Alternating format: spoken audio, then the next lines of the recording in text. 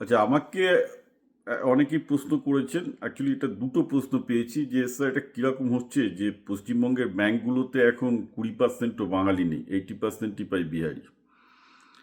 তো আমাদের বাংলার ছেলে মেয়েদের এই যে 5টা 10টা করে টিউশনি লাগাচ্ছে, তারপর তো এদের আলটিমেট ভাগ্যে কি জুটছে? বেকারত্ব, আর কিছু জুটছে না, একটা ব্যাংকের চাকরিও জোড়াতে পারছে না।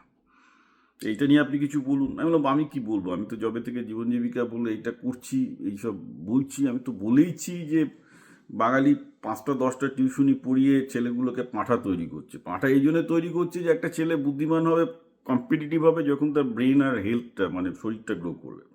তার জন্য তাকে খেলাধুলা করতে হবে। তো সে খেলাধুলাই করছে না, শরীরই গ্রো করছে না, ব্রেনও গ্রো করবে না। শরীর না গ্রো করলে তো ব্রেন গ্রো করে না রে বাবা।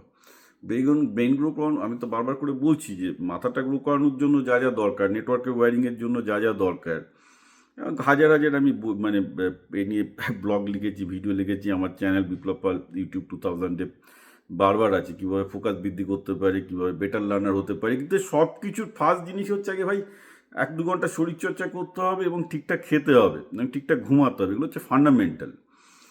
এখন এগুলো বাদ দিয়ে বাবা মা 10টা টিউশনি করতে পাঠাবে, যেমন বাবা মা মূর্খ ছেলে মেয়েগুলো তেমন মূর্খ তৈরি হবে যে ওরা 10টা টিউশনি করতে পাঠালে। এটা আমি তো ওপেনলি বলছি যে সব বাবা মা ছেলে মেয়েকে 10টা টিউশনি করতে পাঠাচ্ছে, ছেলে মেয়ে খেলাধুলা করছে না, মূর্খ তৈরি হবে, কিছু করার নেই।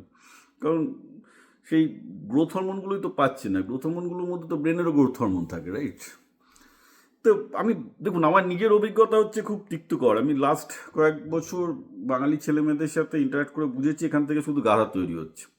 1-2জন এক্সেপশনালি ব্রিলিয়ান্ট হচ্ছে, ওটা আউটলায়ার। বাট ম্যাক্সিমাম লোকজন গাধা হচ্ছে, ছেলে মেয়ে গাধা তৈরি হচ্ছে, এবং তার কারণ বাবা মাগুলো গাধা। সরাসরি আমি বলছি আপনাকে। তো তার ফল তো হবেই। তারা বিহারিদের সাথে কম্পিটিশনে কী করে পেরে উঠবে?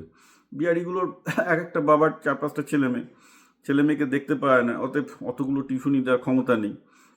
তারা বিহারের সরকারি মিডিয়ামে পড়ে জানে তাদের কিছু হবে না, সরকারি চাকরি করতে হবে। নিরন্তর যা কিছু করছে নিজেরা করছে, অন্তত সেলফ স্টাডিটা তো নিজেরা করছে, যেহেতু বাবা মার কোনো পড়ানোর ক্ষমতা নেই। তো আমাদের বাঙালিদের বাবা মার যেহেতু পড়ানোর ক্ষমতা আছে, 7-8টা টিউশনি দিয়ে ছেলে মেয়েদের ভবিষ্যৎ মানে পুরো মানে সবার ধারণা টিউশনি দিলে ছেলে মেয়ে পণ্ডিত হবে।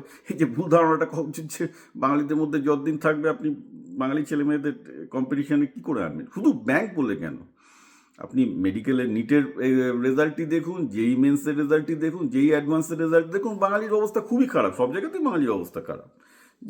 যেই অ্যাডভান্সে একসময় হাজারের মধ্যে বোধহয় গুটি কয়েক, মানে হাজারের মধ্যে ওয়েস্ট বেঙ্গলের পপুলেশন অনুযায়ী অন্তত 120 জন থাকার কথা, 20 জনও থাকে না। এই তো অবস্থা। হ্যাঁ, মানে সব দিক থেকেই বাঙালি পিছিয়ে গেছে, এটা আমি অনেকদিন আগে থেকেই বলছি। এবং এর পেছনে অভিভাবকরা দাবি, অভিভাবকদের ধারণা যে 10-12টা টিউশনি লাগালেই বোধহয় সব হয়ে যাবে। মানে এর থেকে খতরনাক চিন্তাধারা আর কিছু হয় না। বাচ্চাদের সেলফ স্টাডি করতে হবে না, এক্সারসাইজ করতে হবে না, ব্রেন ডেভেলপ করতে হবে না, লার্নিং স্কিল ডেভেলপ করতে হবে না।